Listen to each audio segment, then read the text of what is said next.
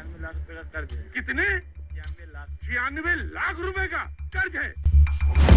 देश में दिन प्रतिदिन बढ़ रही बेरोजगारी के कारण देश का युवा मजबूर है हर वो काम करने के लिए जिससे वो जल्द से जल्द अमीर बन सके। ये लोग कुछ भी नहीं करते।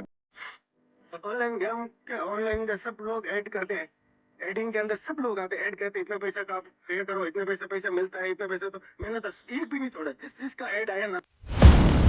जिसके कारण देश में ऑनलाइन बैटिंग ऐप की पॉपुलैरिटी दिन प्रतिदिन बढ़ रही है, जिसके कारण देश का युवा सट्टे लगाने को मजबूर है।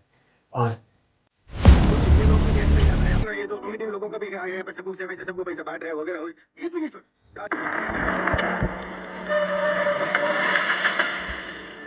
नमस्कार साथियों, पिछले कुछ सालों में हमारे देश में ऑनलाइन बैटिंग ऐप की पॉपुलैरिटी दिन प्रतिदिन बढ़ रही है। बड़े बड़े सेलिब्रिटी ने प्रमोट करते हुए दिखाई दे रहे हैं। आईपीएल टीम की जर्सी पर इनका प्रमोशन होता है, आईपीएल टीम के बीच में इनका प्रमोशन होता है और सभी प्रमोशन मोटे तौर पर एक ही चीज़ बार बार कही जाती है कि घर बैठे कैसे आप हज़ारों रुपए कमा सकते हो, लाखों रुपए कमा सकते हो और करोड़ों रुपए कमा सकते हो। लेकिन हकीकत में इन ऐप्स का मकसद उल्टा है, आपके पैसे लूटना, आपको एक गेमलिंग एडिक्ट बनाना। इस वीडियो में मैं साथियों, मैं इन ऐप्स का नाम लेकर इनकी बात नहीं करूंगा, नहीं तो कोई ना कोई कॉपीराइट का बहाना देकर वीडियो हटवा देगा, बल्कि दूसरे तरीके से मैं आपको इनका बिजनेस मॉडल समझाऊंगा, इनका जो ट्रेडिशनल और ओरिजिनल फॉर्म है।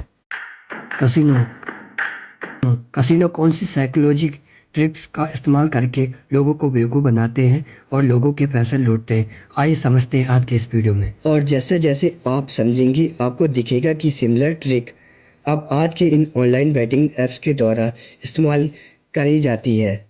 कैसीनो शब्द एक्चुअली में दोस्तों कासा शब्द से आता है, जो कि एक इटालियन वर्ड है जिसका मतलब है एक घर, एक हाउस। अमेरिकन हिस्ट्री में आप देखेंगे तो जो पुराने गेमलिंग एलिमेंट होते थे उन्हें सैलून कहकर पुकारा जाता था। इन सैलून्स में अक्सर ट्रेवल्स आते थे, एक दूसरे के साथ मिलते थे, सोशल गैदरिंग होती थी जहाँ पर खाना पीना होता था और अक्सर एक दूसरे के साथ लोग गेमलिंग्स भी किया करते थे। छोटे मोटे गेमलिंग्स जो सोशल गैदरिंग के समय की जाती थी, ये इंडिया में बहुत देखने को मिलता है।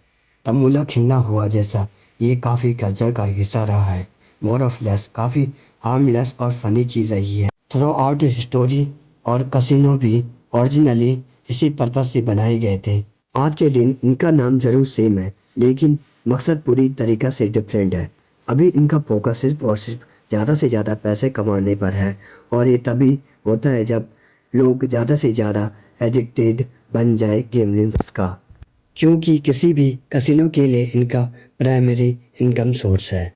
इनकी ये gaming games basically 3 general category होती है कसिनो गेम्स की।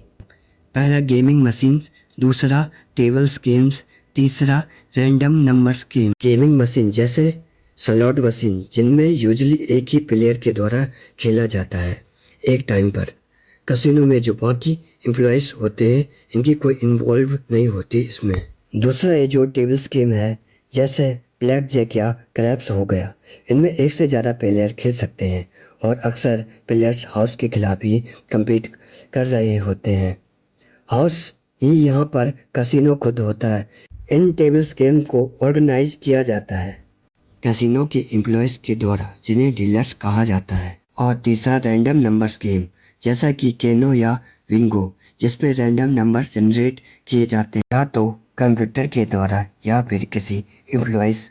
कोई कैसीनो गेम इन 3 कैटेगरी के अलग अलग एक्सपेक्ट को कंबाइन कर सकते हैं, जैसा कि रूलेट का गेम एक टेबल गेम है जिसे डीलर के द्वारा कंडक्ट किया जाता है। इनमें रैंडम नंबर भी इन्वॉल्व होते हैं। अब आप सोचोगे कि इन गेम्स को खेलने का मतलब है कि यह एक लक का गेम चल रहा है। अगर आपका लक अच्छा रहा तो आप जीत जाओगे कुछ पैसे, लेकिन चीज़ें अगर आप कसिनो के पर्सपेक्टिव से देखा जाए तो यहाँ पर कोई भी लक का गेम नहीं चल रहा है। गेम चाहे कोई भी खेले, कितना भी खेले, यह गारंटेड है कि जीत हमेशा कसिनो की होगी। सारे गेम को इस तरीके से डिजाइन किया जाता है कि सर्टेन टाइम फॉर्म में किसी भी गेम से कैसीनो को गारंटेड प्रॉफिट मिले। जो एक्सपेक्ट प्रॉफिट है उसे हाउस एज कहा जाता है। ये बेसिकली प्रोबेबिलिटी है जो बताती है कि चीज़ें कितनी ज़्यादा कैसीनो के फेवर में है।